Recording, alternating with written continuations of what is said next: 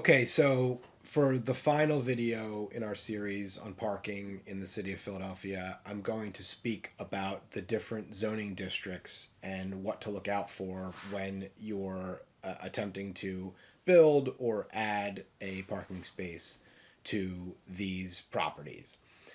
RSA 5, which is the most common zoning district in the city, is single family homes. In order to add parking to a single family home, you have to look in the zoning code, which was mentioned in the last video.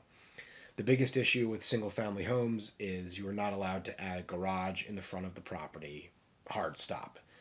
There are instances where you are allowed to add parking to single family homes, but this is going to be surface parking in the back of the property as long as that property, the back of that property, is accessible by an alley which doesn't have any parking allowed anyway. And even when you are allowed to do that by right, there's other things to consider. If you're putting this parking space into your backyard, you could be decreasing the required backyard that you're required to have by the city. You could be decreasing the surface area and making your lot less porous, which is an issue to consider because it brings in issues of drainage.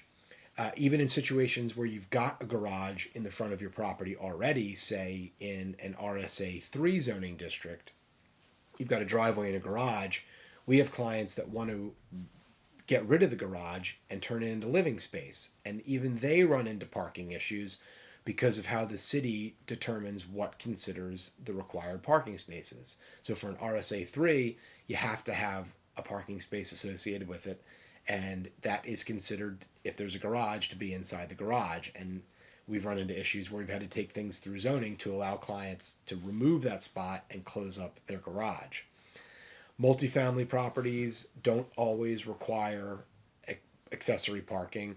If it's an RM1 property, that property might be in the middle of a block and have no requirements for parking because the city doesn't want to create curb cuts and garages. They want it to be more of a dense, walkable, multifamily sort of area.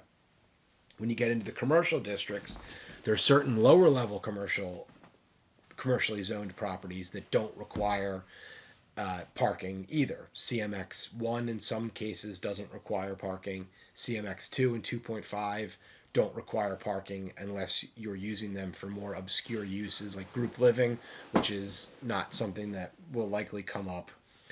The higher level CMX districts do require parking, and the amount of parking they require depends on the use. If you've got X amount of rental units for residential use, say 10, you're required to have 3 parking spaces. If you've got a retail store, that might require X amount of parking spaces per square footage of the retail store. Think about something like a grocery store. How many parking spaces does a grocery store of X amount of square feet require?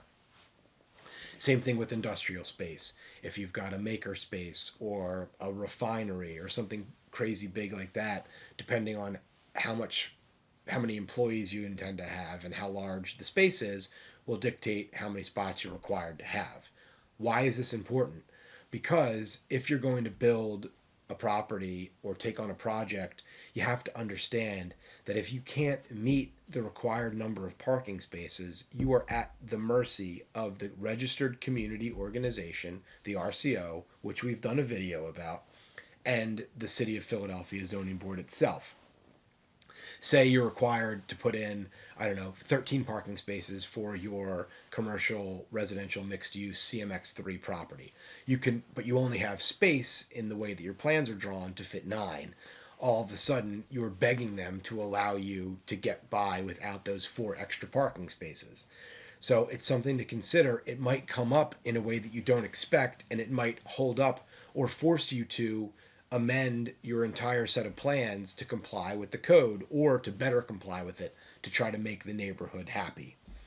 I'm Joe Consul. I am a zoning lawyer.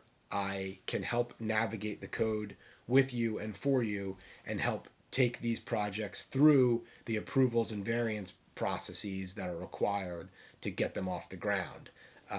Joe Consul, Consul Matison, PhiladelphiaZoning.com. I hope this series on parking in Philadelphia was helpful. Reach out anytime.